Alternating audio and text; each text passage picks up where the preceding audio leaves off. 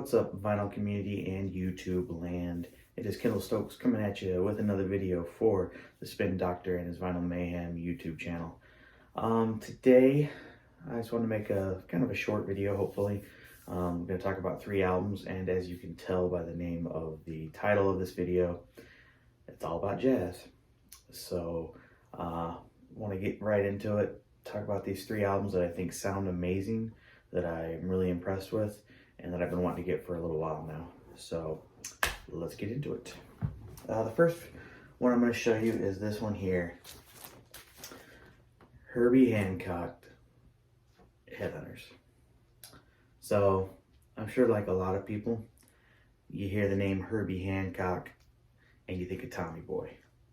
That's just one of the many great scenes in Tommy Boy when Tommy's taking his test to graduate college, and the question is,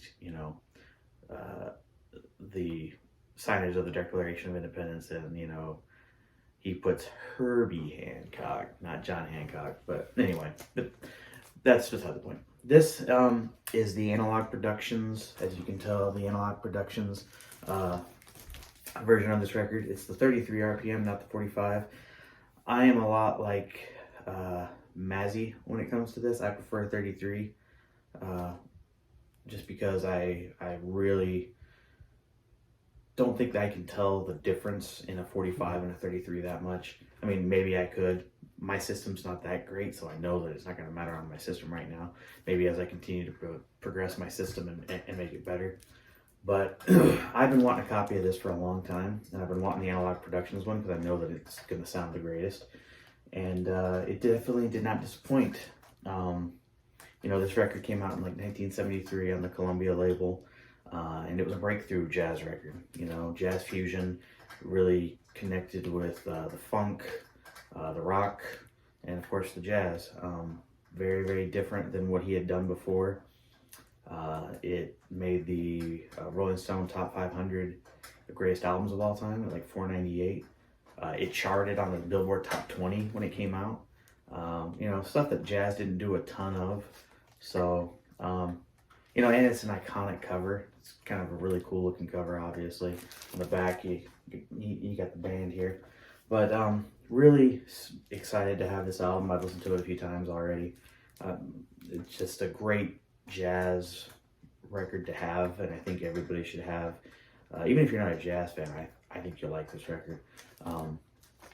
But super excited to have it. It should be in everyone's collection in some shape or form. I just wanted to go all out and get this one. Again, it is available in 45 RPM as well, but I went with the 33. So it's cheaper too. So the next one is also an Analog Productions, and it's Bluesy Burrell by Kenny Burrell with Coleman Hawkins. This record came out in 1963.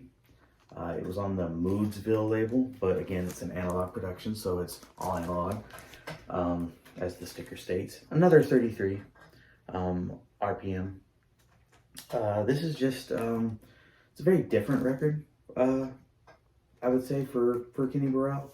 The next record he actually made was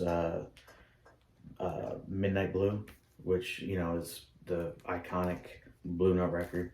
But this one, it was actually Coleman Hawkins' last record he made on the Prestige label, because Moodsville was part of Prestige. But it's a very different sounding record. It's obviously, it's got some blues sound to it and everything. But just a good sounding record, one that you could definitely just kind of lay back in a nice comfortable chair with the lights off, and if you're a drinker, maybe with a nice bottle or a nice glass of brandy or scotch or something like that. But great sounding record because it's Analog Productions. Very excited to have it. It's been on my want list for a while, and I saw it, and I traded some stuff in at Noble Records. He had this copy. It was new. He had this copy. I traded some stuff in for it. Very excited to get it because, like I said, it's been on my list for a little while, and very happy to have it now. And the last record. the namesake, one that I've been excited about since it was announced by Blue Note, and Kevin Gray and everybody were on Michael Ludwig's video months back, is this one here. It is the John Coltrane Blue Train. Obviously, you know, I'm like a week late when it comes to making a video about this record. You know, it's been out for a little over a week now, and everyone's made videos. I waited a week just because. I picked this up at Noble as well with my trades, and I went with the mono. I didn't want to spend all the extra money for the stereo and the extra disc because I doubt I'd listen to the extra disc that much. And also, you know, when this album first came out, it came out in mono. So I figured, you know, why not kind of keep true to the originality.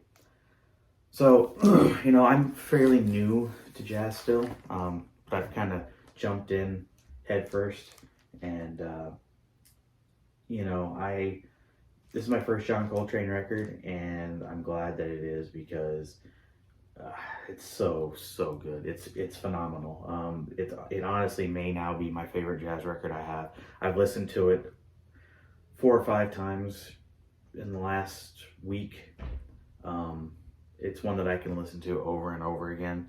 Just every song on it's good. The opening track, obviously, Blue Train, with just that opening.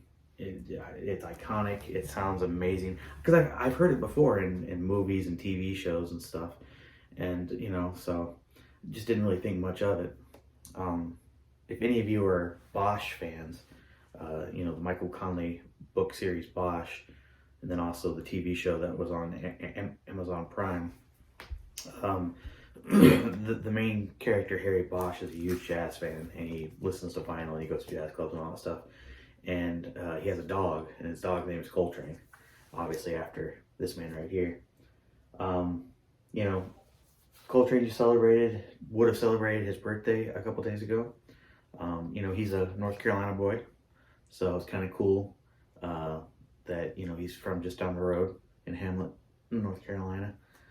But anybody that does not have this record, that is a jazz fan, what are you waiting for? This sounds so good. You know, Blue Note and Tone Poet, the Tone Poet series always sound great. This one, you know, I've seen people do like the, you know, the original versus this, or the Music Matters versus this, and I think most people are saying Music Matters because it's 45 RPM, and so they can, you know, there's just a little bit of difference. You know, this is only a 33, but you know, I don't know. I've seen reviews where people just say that this is top notch, and I have to agree. I don't have anything to compare it to, but I don't need to. This is all I need right here. This is amazing. Very excited to have this. Like I said, I've listened to it a bunch already, and I'm going to listen to it a bunch more. So anybody out there, if you do not have this record, what is wrong with you? Go out and get it. It is excellent, okay? But anyway, those were the 3 records I wanted to show you. So I'll catch you guys next time, and have a good one, all right? Thanks.